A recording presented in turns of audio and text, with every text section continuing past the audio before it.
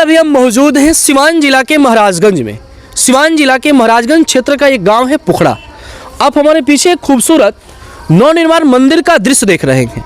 हम चाहेंगे कि एक बार मंदिर के दृश्य को दिखाइए। यहाँ एक खूबसूरत सियाराम मंदिर का निर्माण किया जा रहा है। हम इस रास्ते से गुजर रहे थे तो इस मंदिर पर अचानक हमारा ध्यान गया कि एक छोटे से गांव में और इतना खूबसूरत मंदिर और सनातन धर्म से इतना लगाव, आखिरकार इस ग्रामीणों का इसका उद्देश्य क्या है। जब यहाँ हम पहुँचे तो यहाँ कुछ स्थानीय लोगों से बातचीत शुरू हुई। आइए हम जानते हैं कि आखिरकार ये मंदिर किसके द्वारा बनाया जा रहा है और इसका उद्देश्य क्या है।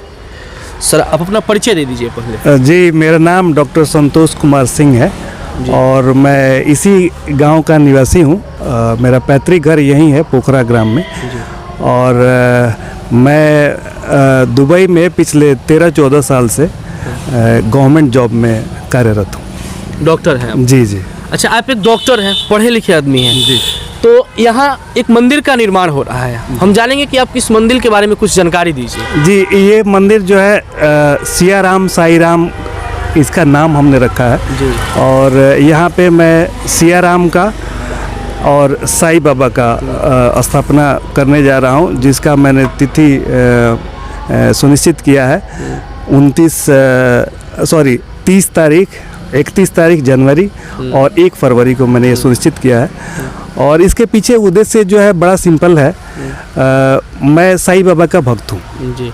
और जहाँ तक मुझे जानकारी है जिसके चलते मैं भक्त बना, साई बाबा जो है उनका मैं अगर बैकग्राउंड देखता हूँ तो उसमें मुझे ये दिखता है कि साई बाबा जो है गरीब लोगों की सेवा करते थे, इवन इलाज करते थे बहुत सारे चीज़ों में। तो कहीं ना कहीं ये चीज़ जो है मुझे मेरे अपने प्रोफेशनल ये में भी साई बाबा का ये दिखता है। इसके अलावा अगर सियाराम की बात करें तो हम सभी जानते हैं कि पुरुषोत्तम राम जो हैं उनके अगर आचरण को अगर हम थोड़ा भी अपने जीवन में उतारने की कोशिश करें तो एक डिसिप्लिन लाइफ होगा। तो हम कहीं ना कहीं इन दोनों से बहुत प्रभावित हैं और हम कोशिश करते हैं अपने जीवन में। ये मैं नहीं कह सकता कि मैं हर चीज़ सही करता हूँ, बट कोशिश करता हूँ कि अपने जीवन में कुछ बेहतर करूँ और एक डिसिप्लिन लाइफ जीऊँ।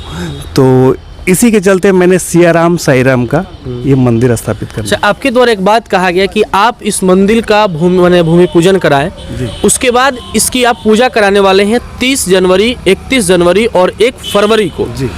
तो क्या आप स्वयं अपने फंड से इस मंदिर का निर्माण करा रहे हैं कि ग्रामीण लोगों की सहयोग है इसमें? जी, ये मेरे फंड से ही हो रहा है, बट मेरे जो पंडित जी हैं उन्होंने बताया कि मंदिर जो है अकेले निर्माण नहीं किया जाता है। तो मैंने ये सोचा कि ऐसा लगना नहीं चाहिए कि मैं इसको अकेले कर रहा हूँ। तो मैंने अपने कुछ साथियों से इसके बारे में चर्चा की तो मुझे एक छोटा सहयोग ज़रूर मिला है। बट आप कह सकते हैं कि इस मंदिर का निर्माण ज़्यादातर मेरे फंड से। माने आप एक परंपरा निभाएं लोगों से कुछ सहयोग लेकर के, जो ब्राह्मणीय परंपरा है उसको लेकर के। अच्छा, इस पूजा को लेकर के आप लोगों से क्या अपील करना चाहेंगे? इस पूजा मन अपील ये है कि पूजा मंदिर जो बन रहा है ये ग्रामीण लोगों को प्रभावित करने के लिए क्या कहा जाए, सियाराम से जोड़ने के लिए, लोगों को जोड़ने के लिए थोड़ा सा हृदय को मैंने अपना लोग साफ करेगा, इसी के वजह से ही बन रहा है। अंकल जी, आपसे हम एक बात जानना चाहेंगे कि आज सनातन जो धर्म है, हाँ, पहले सनातन धर्म में लोगों की आस्था काफी ज्यादा था, लोग आस्था से जुड़े थे, लेकिन आज दिखावा ज्यादा हो रहा है। इस बारे में आप कुछ कहिएगा, क्योंकि आप उम्र का अनुभव है और ये अनुभव एक बहुत बड़ा होता है। इसमें कहना यह है कि जैसे जैसे उम्र बढ़ेगा ना, तो वैसे वैसे हम लोग धार्मिक प्रकृति की तरफ में जाएंगे उम्र बढ़ने के साथ। हाँ, उससे नए में लोगों को नहीं बुझाता, लेकिन जैसे उम्र बढ़ेगा तो आदमी खिंचाव पड़ता है कि हम कुछ धर्म करें, कुछ दान करें और कुछ लोगों को मन सीख मिलेगा कि भाई पूजा पाठ करें। यही प्रभाव पड़ेगा उन लोगों पर, उन लोगों का हृदय साफ रहेगा। इसमें मैं एक चीज़ ऐड करना चाहूँगा। ज़्यादातर मैं देखता हूँ आज के समय में, आज का जो एक माहौल है, हर चौराहे पे आप देखेंगे एक स्लोगन सा बन गया। अच्छा है कहना जय श्री राम, अच्छी बात है आप कहें, लेकिन क्या आप श्री राम के कुछ गुण को अपने जीवन में उतारने की कभी कोशिश की? ये तो चुनावी मुद्दा भी बन गया है।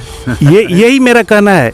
इस मंदिर के तरफ से अगर लोगों के बीच मुझे अगर कुछ कहना है तो यही कहना है कि अगर आपको राम में इतना विश्वास है तो आप राम के कुछ गुण को अपने जीवन में उतारने की कोशिश कीजिए। एक डिसिप्लिन लाइफ बनेगा। राम एक अच्छे आदर्श पुरुष थे। क्यों थे? राम एक अच्छे पिता थे, राम एक अच्छे भाई थे। राम जो इस तरह की जो चीज़ें हैं, अगर अपने जीवन में उसका थोड़ा भी प्रभाव आपके जीवन में पड़ता है तो एक डिसिप्लिन लाइफ होगा। आज कहीं ना कहीं पूरा दुनिया दिखावा में चल रहा है। बिल्कुल दिखावा में चल रहा है। नेताजी लोग के भाषण के पहले भी बिल्कुल दिखावा में चला। जय श्री राम आप बोलें, उसमें कोई आपत्ति नहीं है। मैं भी बोलता हूँ, गर्व से बोलता हूँ, मैं हिंदू हूँ, गर्व से बोलता हूँ। बट इसका मतलब ये नहीं हुआ कि केवल भाषण देना और केवल आप अपने स्टेटमेंट में जय श्री राम बोलें। आप उनके गुण को अपने जीवन में उतारने की कोशिश करें, तब एक आदर्श स्थापित होगा अपने समाज में। बता दूं कि अभी आपको जानकारी दिया गया इस मंदिर के बारे में, और इस मंदिर का निर्माण खुद इनके द्वारा कराया जा रहा है, डॉक्टर साहब के द्वारा। और आपको बता दें कि इस मंदिर का पूजा 30 जनवरी, 31 जनवरी और 1 फरवरी को 2024 में रखा गया है। यह जो जगह है वह सिवान जिला के महाराजगंज का पुखड़ा क्षेत्र है।